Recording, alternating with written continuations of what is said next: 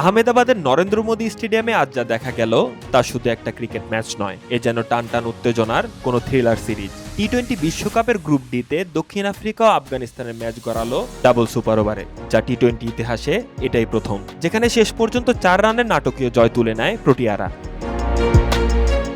টসে জিতে প্রথমে ফিল্ডিং নেয় আফগানিস্তান। ব্যাট করতে নেমে দক্ষিণ আফ্রিকার হয়ে কোয়েন্টন ডি কক ও রায়ান রিকেলটনের 50-তে 20 ওভারে 6 উইকেটে 187 রান সংগ্রহ করে দলটি। শুরুটা শক্ত হলেও আফগান বোলাররা শেষ দিকে কিছুটা নিয়ন্ত্রণ ফেরাতে সক্ষম হন। তবে রান তাড়ায় নেমে আফগানিস্তানও দারুণ লড়াই করে। শেষ ওভারে দরকার ছিল 13 রান। কাগিজোর আবাদার এক নো বলে আউট হয়েও জীবন পান নূর আহমদ, আর পরের বলে ছক্কা হাঁকিয়ে ম্যাচ জমিয়ে তোলেন তিনি। শেষ 3 বলে যখন দরকার মাত্র 2 রান, তখন দ্রুত ডাবল নিতে গিয়ে রান আউট হন ফজল হক ফারুকী, ফলে ম্যাচ গড়ায় সুপার ওভারে। প্রথম সুপার ওভারে আফগানিস্তান তোলে 17 রান। আজমতুল্লাহ উমর জায়ের ঝড়ো ব্যাটিংয়ে তখন দক্ষিণ আফ্রিকার হারই যেন সময়ের অপেক্ষা, কিন্তু জবাবে ক্রিস্টান স্টাব শেষ 3 বলে 4 ও ছক্কা সহ 10 রান তুলে ম্যাচ আবার টাই করে দেন। ফলে টি-20 বিশ্বকাপ ইতিহাসে প্রথমবারের মতো ম্যাচ গড়ায় ডাবল সুপার ওভারে।